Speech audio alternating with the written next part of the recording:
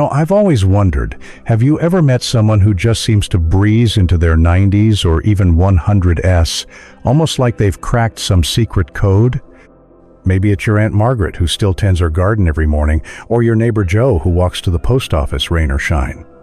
They're not counting calories or running marathons, but there they are, vibrant, full of life, and maybe even outlasting the rest of us. So what's their secret? Is it luck, good genes? Or is there something deeper going on? Well, today we're going to explore that mystery together. Scientists have been studying people who live to 100 for decades. And guess what? It's not all about trying harder or doing more. In fact, some of the healthiest centenarians on the planet never set foot in a gym or obsessed over superfoods. They just lived. But here's the kicker. They lived in ways that quietly nudged their biology toward longevity. And the best part? Many of these habits are simpler than you might think. Let's start with the big question. Are some people just born with a longevity gene? Well, yes and no. Researchers have found genes like FOXO3 that pop up more often in folks who live to 100. Think of these genes like a built-in repair kit. They help protect cells from damage and keep the body resilient. But here's the thing. Only about 20 to 30% of longevity is actually linked to genetics. The rest? It's shaped by how we live. So even if Aunt Margaret won the genetic lottery, her daily choices still played a starring role. Now let's talk about one of those choices, food. And no, I'm not talking about restrictive diets or trendy green juices. Take a peek at places like Okinawa, Japan, or Sardinia, Italy, where living to 100 is practically a local tradition. What's on their plates? Lots of veggies, beans, whole grains, and maybe a little fish or olive oil. They eat until they're almost full, not stuffed, and they savor meals slowly, often with family or friends. It's not about perfection, it's about consistency. So if your idea of a diet feels overwhelming, take a breath. Start small. Maybe swap that afternoon cookie for a handful of nuts or add an extra vegetable to your dinner. Tiny shifts can add up over a lifetime. But here's a factor that might surprise you. Connection. People who live long, fulfilling lives tend to have strong ties to their community. Whether it's weekly card games, volunteering at the local library, or just sharing stories over coffee, these interactions act like a buffer against stress and loneliness. And stress, as we know, can age us faster than just about anything. So think about this. Who makes you laugh? Who listens when you need to vent? Nurture those relationships. Even a quick phone call or a walk with a neighbor can light up your body and brain in ways science is still trying to unpack. Speaking of stories, I'd love to hear yours. Drop a comment below. Do you have someone in your life who's lived to 90, 100, or beyond? What do you think kept them going strong? Your insights might just inspire someone else watching. Now, we've only scratched the surface here, because while genes, food, and community are powerful pieces of the puzzle, there's more to uncover. Like how moving your body in ways that feel joyful, not punishing, can turn on those longevity genes, or how having a sense of purpose might be the ultimate secret sauce. But we'll save that for later. For now, why not take one small step today? Maybe toss an extra veggie into your soup or reach out to someone you've been missing. After all, the journey to 100 isn't a sprint. It's a slow, steady stroll, and every little choice counts. One thing I've noticed about folks who live long, vibrant lives, they rarely say things like, "Ugh, I have to exercise." Instead, they just move. Not because a doctor told them to, but because it's woven into their day. Think about it. Gardening, hanging laundry on the line, dancing to their favorite old tunes, or even pacing the house while chatting on the phone. It's not about hitting 10,000 steps or mastering yoga poses. It's about finding little ways to stay active that actually feel good. Scientists call this non-exercise physical activity, and it's a game changer. Studies show that seniors who move naturally throughout the day, bending, stretching, walking, lifting, tend to have healthier hearts, stronger muscles, and even sharper minds. And here's the kicker. These movements don't have to be intense. Ever heard of the Okinawa Shuffle? In those Japanese villages where people live to 100, folks often walk with a slight forward lean, almost like they're gently falling into each step. It's low impact, sustainable, and keeps them mobile well into their later years. So if the idea of a treadmill makes you cringe, no worries. Just put on your favorite music and sway while you fold laundry or take a slow stroll to check the mail. Your body and those longevity genes will thank you. Now, let's talk about something that might surprise you. Naps.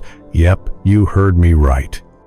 In places like Ikaria, Greece, another blue zone, where people live to 100, afternoon siestas are practically sacred. But here's the twist. It's not about sleeping for hours. A 20 to 30-minute power nap can work wonders for your mood, memory, and even your heart health. One study found that older adults who napped occasionally had a lower risk of heart disease than those who never napped at all.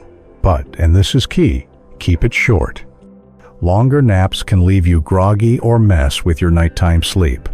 So, if you're feeling that midday slump, don't fight it. Curl up in your favorite chair, set a timer, and let your body recharge. It's not laziness, it's longevity. Here's another secret sauce. Purpose. Have you ever met someone in their 90s who still tends a garden, volunteers at a school, or paints watercolors every morning? There's a fire in them, right? Researchers call this ikigai in Japan, or plan de vida in Costa Rica, a reason to wake up in the morning. And it turns out, having a sense of purpose isn't just good for your mood, it's linked to a stronger immune system, better brain health, and even a longer life. But here's the thing.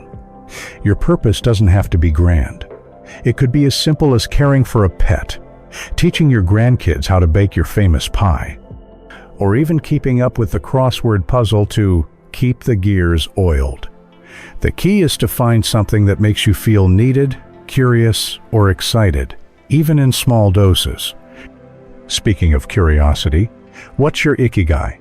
What gets you out of bed in the morning, even on the tough days? Let me know in the comments. Your answer might spark an idea for someone else watching. And if you're enjoying this conversation, don't forget to hit that like button and subscribe. It helps us keep creating content that matters to you. Now, let's circle back to stress because we all know it's part of life. But here's what centenarians do differently. They don't bottle it up. In Sardinia, where men often live to 100, they gather in the town square every evening to laugh, argue, and share stories. It's like daily therapy, but with espresso. The lesson? Stress becomes toxic when we face it alone, so find your version of that town square. Maybe it's a weekly coffee date with friends, a journal where you scribble your worries, or even singing in a community choir. Laughter, tears, connection, they're all release valves for stress. And when you release stress, you're giving your cells a break from the wear and tear that can speed up aging. But here's the real magic. All these habits moving naturally, napping, nurturing purpose, sharing stress, they don't just add years to your life, they add life to your years. And isn't that what we all want? To feel vibrant, engaged, and truly alive, no matter the number on the birthday cake? We've got one more piece of this puzzle to explore something so simple you might overlook it. But trust me, it's the thread that ties everything together. So, let's keep this conversation going. In the meantime, why not try one tiny thing today? Call a friend and share a silly story, or sit in the sun for 10 minutes and let yourself just be. Small steps, big rewards. After all, you're not just building a longer life, you're building a richer one. You know, there's a saying in Okinawa, harahachibu, eat until you're 80% full. But I think that idea stretches beyond the dinner plate. It's about balance. Not too much, not too little, just enough to savor life without tipping the scales. And that's really what ties all these habits together. The folks who live to 100, they aren't chasing extremes. They're not sprinting toward longevity. They're meandering through life with a kind of ease, finding joy in the ordinary. Let's talk about the final piece of the puzzle, attitude. Ever notice how some people seem to grow lighter with age, while others grow heavier? I don't mean weight, I mean their spirit. In the blue zones, many centenarians share a knack for shrugging off what doesn't matter. They laugh at themselves, they let go of grudges, they don't sweat the small stuff, as the saying goes. Scientists call this psychological resilience, but I like to think of it as lightness. Imagine carrying a backpack full of rocks, every worry, every what if, every old regret. Now imagine setting it down. That's what the healthiest seniors do, bit by bit, year by year. Take the Nicoya Peninsula in Costa Rica, for example. There, elders often wake up with a single goal, plan de vida, their reason to live. But it's not some lofty ambition. It might be as simple as, today, I'll teach my grandson how to fish, or I'll finish that embroidery project. They focus on what they can do, not what they've lost. And here's the kicker. Studies show that people with a positive outlook on aging live, on average, 7.5 years longer than those who dread getting older. Your mindset isn't just fluff, it's fuel. Now, I know what you might be thinking. Easier said than done, right? Life throws curveballs, aches, pains, losses. But here's the secret. It's not about ignoring the hard stuff. It's about leaning into what still brings you light. Maybe it's watching the birds at your feeder, rereading a beloved book, or even sitting quietly with a cup of tea, feeling the sun on your face. These tiny moments of contentment send a powerful message to your body. We're still here. We're still thriving. And let's not forget one of the simplest, most overlooked habits of all, rhythm. Not the dancing kind, though that's great too, but the rhythm of your days.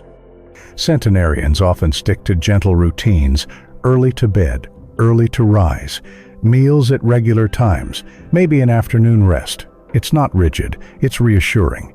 Your body loves predictability. It helps regulate everything from your digestion to your sleep to your mood. So, if your days feel chaotic, start small. Maybe eat breakfast at the same time each morning, or wind down with a 5-minute stretch before bed. Tiny anchors can steady the whole ship. Now, let's tie this all together. Genes might load the gun, but lifestyle pulls the trigger. Eating mostly plants, moving naturally, staying connected, napping without guilt, nurturing purpose, shedding stress, embracing lightness, and keeping a steady rhythm. These aren't rules. They're ingredients, and you don't need all of them every day. Think of it like a recipe passed down through generations. A pinch of this, a dash of that, adjusted to taste. Before I go, I want to hear from you. What's one small habit you'll try or maybe already love that makes life feel richer? Share it in the comments below. Your words might be the nudge someone else needs. And if this conversation resonated with you, hit that like button, subscribe, or even share this video with a friend. Together, we can build a community rooted in joy and resilience. So here's my final thought. Living to 100 isn't the goal. Living well is. It's about mornings that feel hopeful, evenings that feel peaceful, and 1,000 little moments in between that make you think, this is good. You don't need a magic gene or a perfect plan, just a willingness to embrace the life you've got, one gentle step at a time. Thank you for being here, for sharing this time with me. Now go enjoy that sunshine, call someone who makes you smile, or just sit and breathe deep. However you choose to live today, make it yours. After all, you've earned it. Here's to your next chapter. May it be your brightest yet.